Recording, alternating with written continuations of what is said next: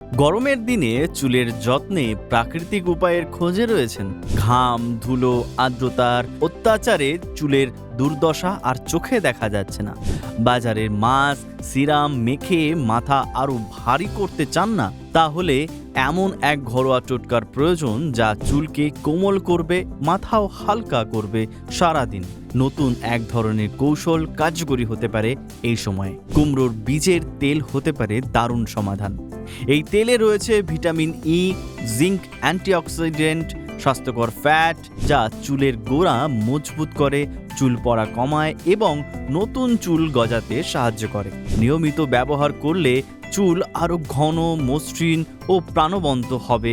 এই ঝাপসা গরমে চুল পাতলা হওয়ার নেপথ্যে বিশেষ এক হরমোনের ভূমিকা রয়েছে, তা হলো ডাইহাইড্রোটেস্টোস্টেরন।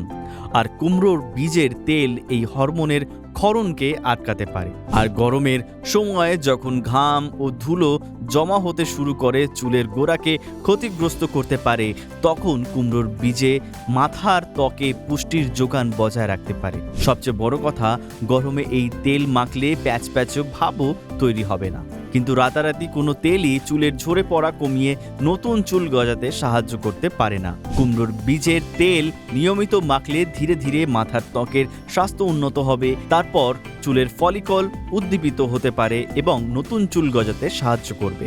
তার জন্য জেনে নিতে হবে কুমড়োর বীজ থেকে তেল বার করার কৌশল। ঘরোয়া পন্থায় এই বীজ থেকে তেল বার করে নিতে পারবেন সহজেই। প্রথমেই 2 টেবিল চামচ কুমড়োর বীজ, 1 কাপ নারকেল তেল বা অলিভ অয়েল প্রয়োজন এই পদ্ধতির জন্য। কুমড়োর বীজগুলি পিষে নিতে হবে ভালো করে। তারপর পাত্রে অল্প তেল গরম করতে হবে। চূর্ণ করা বীজগুলো ঢেলে দিতে হবে কড়াইয়ের গরম তেলে। 5-10 মিনিট নাড়াচাড়া করে নিন।